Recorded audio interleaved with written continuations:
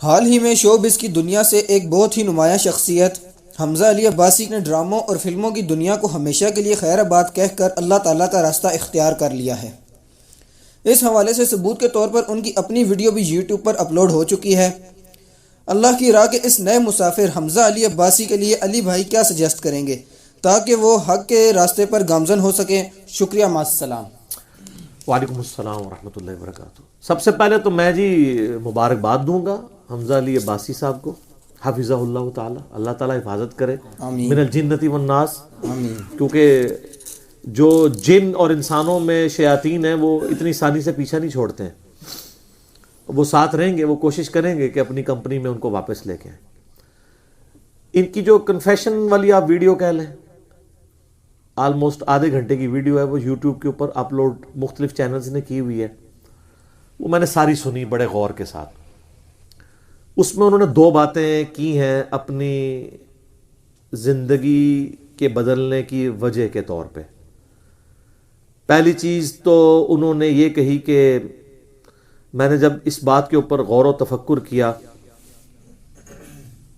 کہ مرنے کے بعد یہ سب کی سب چیزیں ختم ہو جانی ہیں، جتنی بھی میری شہرت ہے، سب کچھ ہے، اس دنیا کی زندگی تک ہے، تو میں ایسا کام کیوں نہ کروں جو مرنے کے بعد میرے کام آئے۔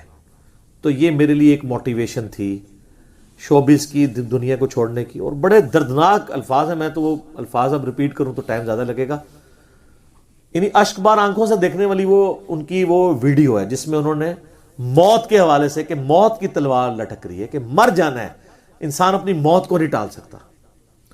دوسرا انہوں نے یہ بات کی کہ میں اپنی ینگ ایج میں ایتھیسٹ ہو گیا تھا، پھر اللہ تعالیٰ سائنس کی دنیا سے میرا تعارف ہوا، اس کی وجہ سے میں اللہ تعالیٰ کی طرف آیا کہ اس کائنات کا کوئی کریٹر ہے اور اس نے مجھے کریٹ کیا ہے، تو مرنے کے بعد اس نے مجھ سے اس حوالے سے پوچھنا ہے۔ یہ دو بڑی باتیں۔ پھر انہوں نے کہا کہ اب میں نے دو کام کرنے ہیں، نمبر 1 تو میں نے انسانیت کی خدمت کرنی ہے، اور نمبر 2 لوگوں کو اللہ کا تعارف کروانا ہے۔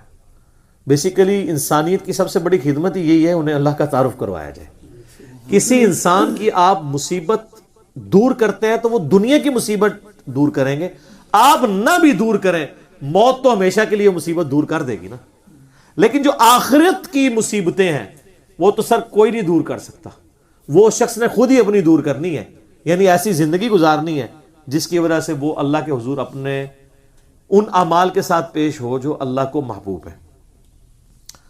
پھر انہوں نے کہا میں اب اپنے چینل سے اس طرح کی ویڈیوز اپلوڈ کروں گا اللہ کے تعارف کے حوالے سے۔ پھر تھوڑا بہت انہوں نے علماء کا بھی ذکر کیا کہ علماء سے بھی رابطہ رکھوں گا، اور ایک دین کے طالب علم کی حیثیت سے۔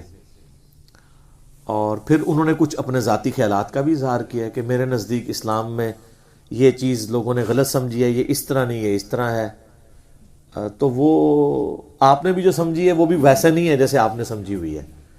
تو میں ان سے یہی ریکویسٹ کروں گا، انڈیا پاکستان بنگلہ دیش میں سب سے بڑا ایشو یہ ہے کہ یہاں پہ جو شخص بھی اس طریقے سے دین کی روش اختیار کرتا ہے نا، تو وہ پہلا کام یہ شروع کرتا ہے کہ وہ اپنے آپ کو گیٹ اپ میں ٹھیک کرنے کی کوشش کرتا ہے۔ میں اس کو کنڈیم نہیں کر رہا، گیٹ اپ بھی سنت کے قریب ہونا چاہیے، اور اس کے بعد وہ لوگوں کی آخرت کے پیچھے پڑ جاتا ہے۔ حالانکہ پہلا سٹیپ یہ ہونا چاہیے کہ وہ علم حاصل کرے کہ وہ اپنی آخرت بھی ٹھیک کی طرف لے کے جا رہا ہے کہ نہیں، اور اپنی آخرت ٹھیک طرف لے جانے سے مراد داڑھی رکھنا، نمازیں پڑھنا، شلوار ٹخنوں سے اوپر کرنا، حج عمرے کرنا نہیں، علم۔ اگر وہ دین کو ٹیلر میڈ کر کے چل رہا ہے، ایسا دین جو اللہ نے کتابوں میں نازل نہیں کیا، اپنے پیغمبروں کے ذریعے نہیں پہنچایا ہوا، تو وہ تو اس کا خود ساختہ دین ہے۔ دین تو وہ ہے جو آسمان سے نازل ہوا ہے، پیغمبروں کے ذریعے، کتابوں کے ذریعے۔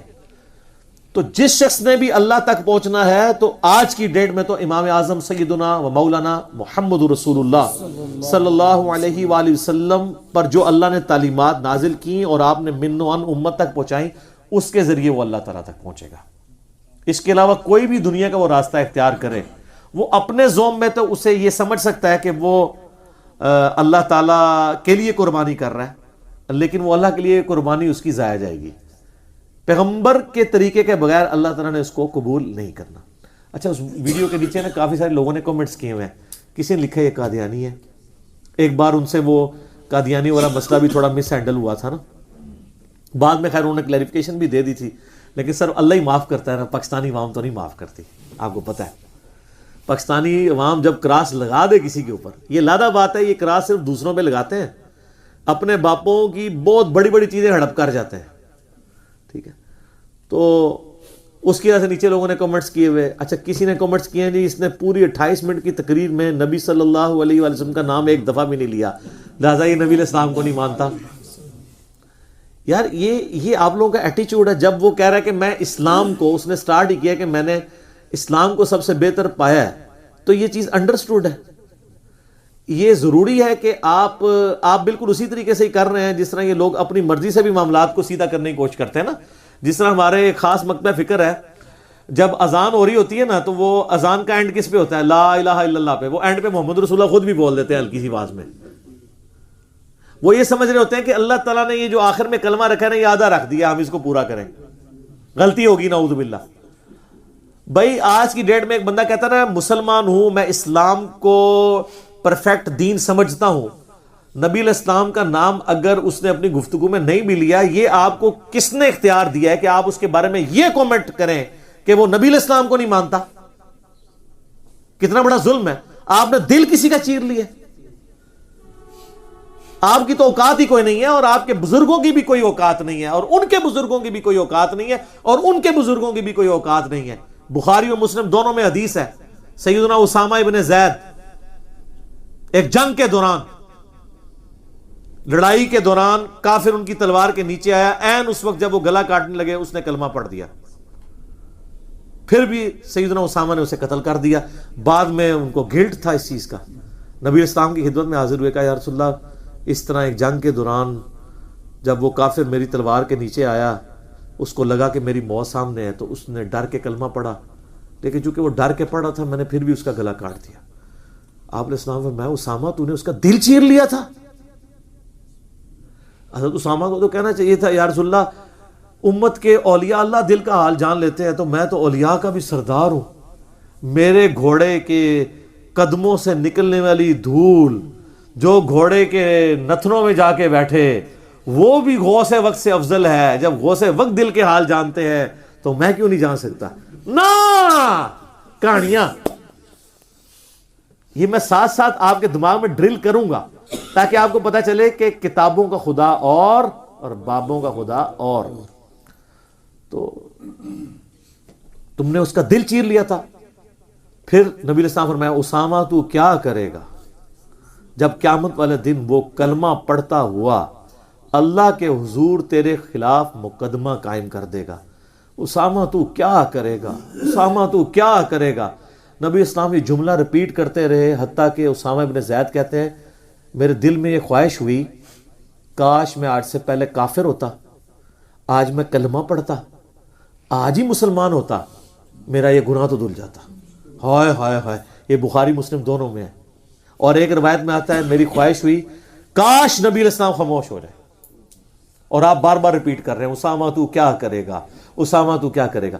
نبی علیہ السلام این حالت جنگ میں جبکہ بینیفٹ آف ڈاؤٹ صرف 0.00001% ہی دیا جا سکتا ہے اس کو, وہ بھی آپ دے رہے ہیں, لیکن آپ کے علماء کسی کے ظاہری کلمے کا احترام نہیں کرتے. سامنے بھی آ کے پڑھ دینا, وہ کہتے اندروں نہیں پڑھیا. اوے اندر تے پائی صحابہ اکرام نہیں سن پڑھ سکتے, تسی کون ہو اندر جج کرنے والے, تم لوگوں کی کیا اوقات ہے. لیکن مسئلہ یہ ہے کہ تمہارے بزرگوں نے تمہیں کتابوں کا دین نہیں دیا, بابوں کا دین دیا ہے, اور ہم آپ کو کتابوں کا دین بتا رہے ہیں. کیوں؟ کیونکہ نام ہے وابی, نام ہے بابی, میں ہوں مسلم علمی کتابی. اچھا اب آ جائیں حمزہ علی عباسی صاحب کی طرف. ان کو بھی میں یہ ریکویسٹ کروں گا کہ اب آپ کو یہ اگر جوش آیا ہے اللہ کی طرف سے اور شوق آیا ہے تو سب سے پہلے آپ اپنے آپ کو ایجوکیٹ کریں. اور ایجوکیٹ کرنے کا مطلب یہ نہیں ہے کہ آپ جس فرقے میں ہیں اس میں فلرش کر جائیں یا گیٹ اپ اڈاپٹ کر لیں, ویسا علم حاصل کریں. آپ کہہ رہے ہیں میرے پاس ایکوائرڈ نالج یعنی سائنس کا علم ہے, ریویلڈ نالج کو بھی حاصل کریں جو وہی کا علم ہے, اور وہ ہمارے پاس یہ کتاب اللہ, اس کو اسٹڈی کریں. اس کے ذریعے لوگوں کو دعوت حق تک لے کے آئیں, انہوں نے اس میں کہا کہ میں سائنس کی فیلڈ کا اسٹوڈنٹ ہوں. سر 1000 سے زیادہ آیات قرآن حکیم میں بھی سائنٹیفک فینومینا آف نیچر جو ہم جن کو کہتے ہیں ہے تو وہ اللہ کے فینومینا ہے, سائنس نے تو صرف ڈسکوریز کی ہیں, ان کے اوپر ہے. اس کے ذریعے لوگوں کو قرآن کی طرف بلائے جو اللہ تعالیٰ نے کتاب نازل کی ہے, بجائے بابوں کی طرف بلانے کے. ویسے ان کا تعلق جو ہے نا وہ مکتب اہل تشیع سے ہے, کیونکہ ان کی وہ جو نکاح کی ویڈیو بھی اپلوڈ ہوئی ہے وہ بھی ایک شیعہ عالم نکاح پڑھا رہے ہیں. ابھی تک شکر ہے یہ بحثیں نہیں شروع ہوئی ہیں, یہ بھی فوراً شروع ہو جاتی ہے نا. اکثر آپ دیکھیں کئی بار وہ عجیب و غریب واقعات نا آپ کو ٹیکسٹ میسج میں بھی آئیں گے کہ فلاں منظر دیکھ کے انگریز نے کلمہ پڑھ لیا اور مسلمان ہو گیا. کبھی اس میں لکھا ہوتا ہے کہ کلمہ پڑھا اور سنی ہو گیا, کلمہ پڑھا اور شیعہ ہو گیا, کلمہ پڑھا اور وہابی ہو گیا, مسلمان لکھا ہوتا ہے. وہ جی نیل آرمسٹرانگ نے اذان کی آواز سنی وہاں پہ بھی مسلمان ہو گیا. کیڑا مسلمان ہو یا مسلمان جھڑے ہی مسلمان, کیونکہ آپ نے تو بڑی ڈوین کی ہوئی ہے. اچھا ادھر بھی اب آپ دیکھیں گے کہ میرے اوپر نا آپ تھوم دیجیے گا, میرے سے پہلے بھی ان لوگوں کو کلیئر ہے کہ وہ کیا ہے, لیکن ان کے لیے میں یہ بات کروں گا کہ قرآن چونکہ اب شیعہ ہیں تو شیعہ اور سنیوں میں ایک ہی کامن بانڈ ہے, وہ کتاب اللہ ہے. حدیث کی کتابوں میں تو چلے فرق ہے, اور پھر غدیر خم کی حدیث تو ہماری کامن ہے, قرآن اور اہل بیت. صحیح مسلم میں اوپر تلے 4 حدیث ہے, انٹرنیشنل نمبر کے مطابق 6225 سے 6228 تک. صحیح مسلم میں مولا علی کے فضائل کے چیپٹر میں نبی الاسلام نے اپنی وفات سے آلموسٹ 1.5-2 مہینے پہلے ایک خطبہ دیا حجت الوداع سے واپسی پہ. خم نامی گاؤں, سر یہ خم گاؤں بھی کیسا خوش نصیب گاؤں ہے, آج بھی ہے خم گاؤں, لیکن وہ ایک زمین ہے وہ یاد دلاتی ہے اس خطبے کی. تو آپ علیہ السلام کے لیے اونٹ کے پالان کا ممبر رکھا گیا. یہ 18 ذوالحجہ 10 ہجری کی بات ہے. نبی علیہ السلام نے کنکلوڈنگ گفتگو کی اور فرمایا کہ آگاہ ہو جو میں بھی ایک انسان ہوں, قریب ہے کہ اللہ کا قاصد یعنی موت کا فرشتہ میرے پاس آئے اور میں اس کی دعوت قبول کر لوں. میں اپنے باتوں میں 2 بھاری چیزیں چھوڑ کے جا رہا ہوں. ان میں سے پہلی چیز اللہ کی کتاب ہے, تم اس کتاب کو پکڑو, اپنا تعلق اس کے ساتھ مضبوط کرو. اللہ کی کتاب اللہ کی رسی ہے, جو اس کو پکڑے گا وہ ہدایت پہ ہوگا, جو چھوڑ دے گا گمراہ ہو جائے گا. یہ اللہ کی رسی. وَاعْتَصِمُوا بِحَبْلِ اللَّهِ جَمِيعًا وَلَا تَفَرَّقُوا. اور دوسری بھاری چیز میرے اہل بیت ہیں, میں اپنے اہل بیت کے معاملے میں تمہیں اللہ کا خوف دلاتا ہوں. 3 دفعہ آپ علیہ السلام نے اس بات کو ریپیٹ کیا.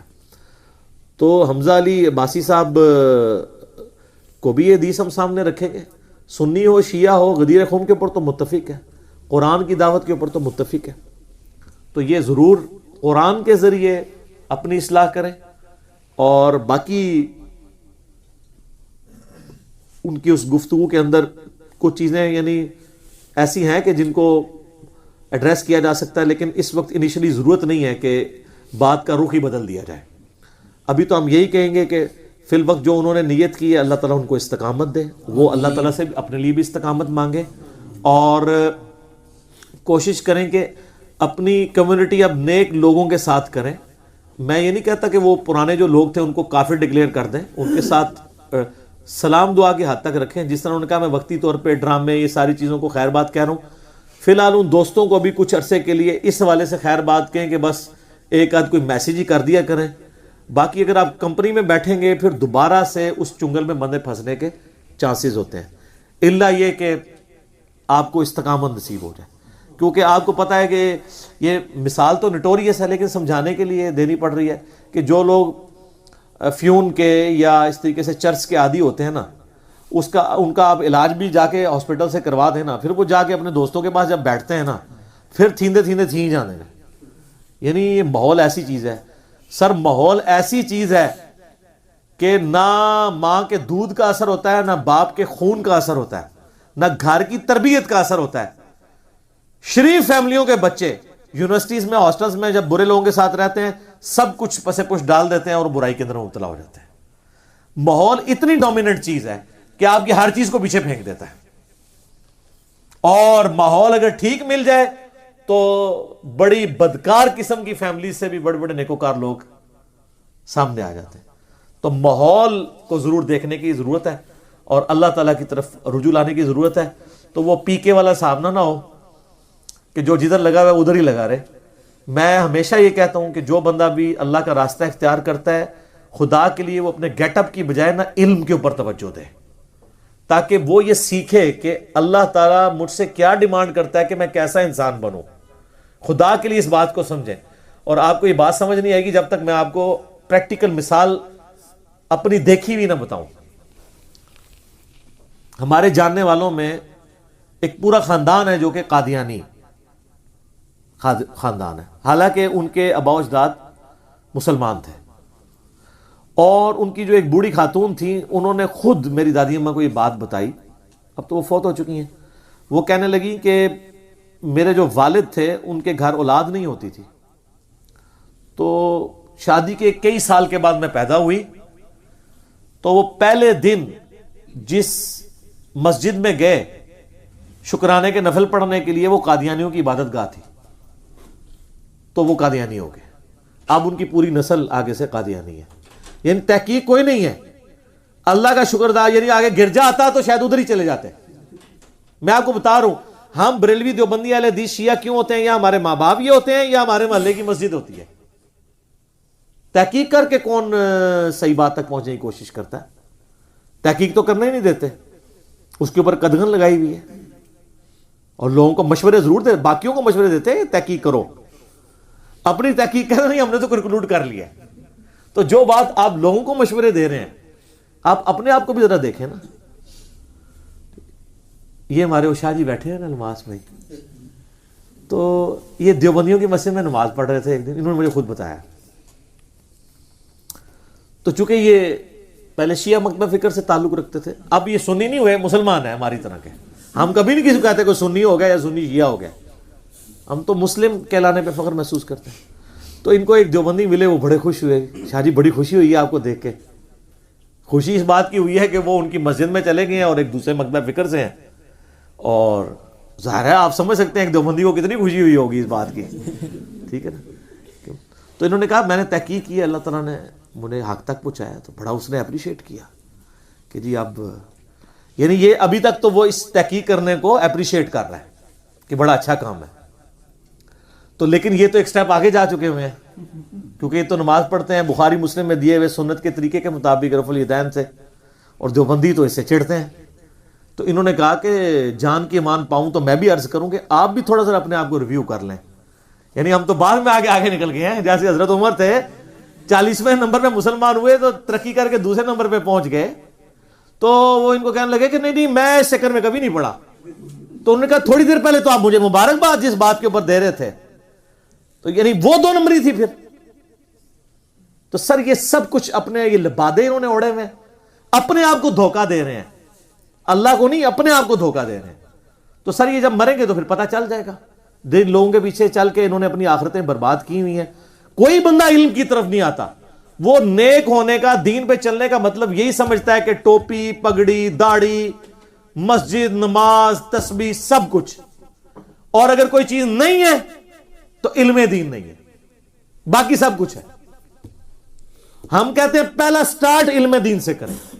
یہ حمزہ علی باسی صاحب ہوں یا کوئی اور بھی بعد میں آئے گا, میں ان کو بار بار کہوں گا سر اپنا ٹوٹل ایمفیسائز پہلے علم دین پہ, اور علم دین سے میں نہیں کہہ رہا کہ جا کے مولویوں کی شاگردی کر لیں, جانتے رہو اس تم ہی جان.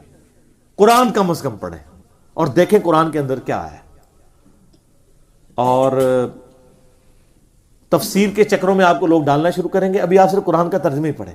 اچھا مجھے یہ بتائیں, یہ گورے جو ہیں وہ تو صرف قرآن کا ترجمہ پڑھتے ہیں انگریزی میں, وہ ہو جاتے ہیں مسلمان, اور مسلمان مولوی کہتا ہے تفسیر پڑھو, تفسیر پڑھو, ڈائریکٹ نہیں پڑھنا گمراہ ہو جاؤ گے, تفسیر پڑھو. تو پریکٹیکلی تو مولوی جھوٹے ہی ثابت ہو رہے ہیں.